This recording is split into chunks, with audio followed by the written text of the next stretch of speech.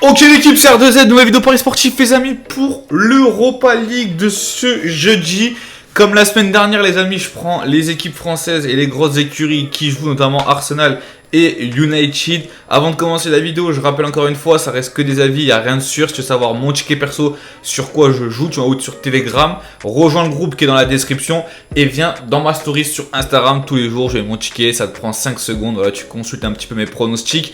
Surtout pour l'Europa League, je sais que ça vous fait kiffer. Je tente des grosses cotes. On est parti. Feyenoord, Lazio. La Lazio, ce week-end, j'ai pas compris, ils gagnaient 1-0 contre Salernitana. Ils ont flanché 3-1. Ils ont perdu.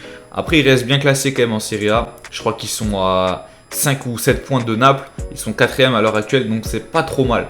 Donc là, pour ce qui est de l'Europa League, ils sont premiers, égalité avec Sturm Graz, mais au goal average particulier, ils sont premiers.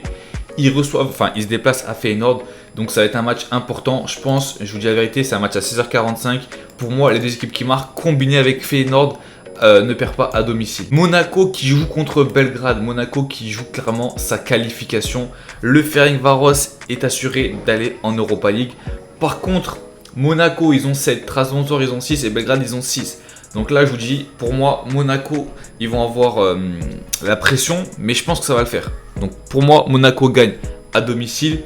On enchaîne avec l'équipe française Nantes qui se déplace à l'Olympiakos. Alors dans ce groupe-là, moi, j'aurais dit...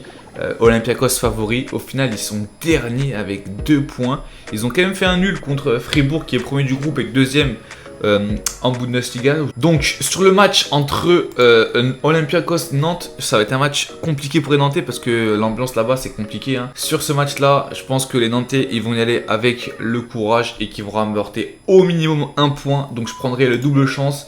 Nantes ne perd pas. Et en fun, pour moi, ça serait match nul. Un partout. Le match sûrement le plus intéressant au niveau des deux équipes, c'est la Sociedad qui reçoit United. Match aller, United ils ont perdu chez eux, donc ils sont obligés d'aller gagner à la Real Sociedad avec une meilleure différence de but pour espérer la première place. Ils ont perdu 1-0, donc il va falloir qu'ils gagnent au moins 2-0 à la Sociedad. Je pense que ça va pas le faire pour moi, je vous dis la vérité, la Sociedad ils perdront pas chez eux à domicile. Je prendrai avec double chance.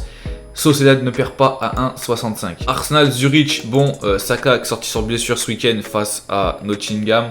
Je pense qu'il n'y aura pas beaucoup de buts.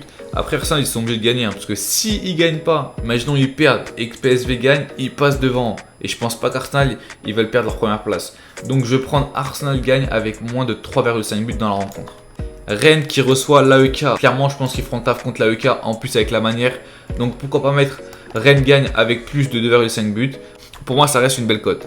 On finit avec le dernier match entre l'AS Rome et Ludogorets. Les deux sont à égalité de points. Le Betis est assuré de finir premier. L'AS Rome joue sa finale chez eux. Clairement, Tifosi, Mourinho, il a l'expérience. Clairement, pour moi, ça va le faire pour les Romains. Donc, j'annonce la victoire de l'AS Rome. C'est tout pour moi, les amis. C'était mes premiers avis. Mon ticket fun sera retrouvé sûrement jeudi dans la matinée sur Telegram et sur mon groupe Instagram. À vous de moi et à la semaine prochaine.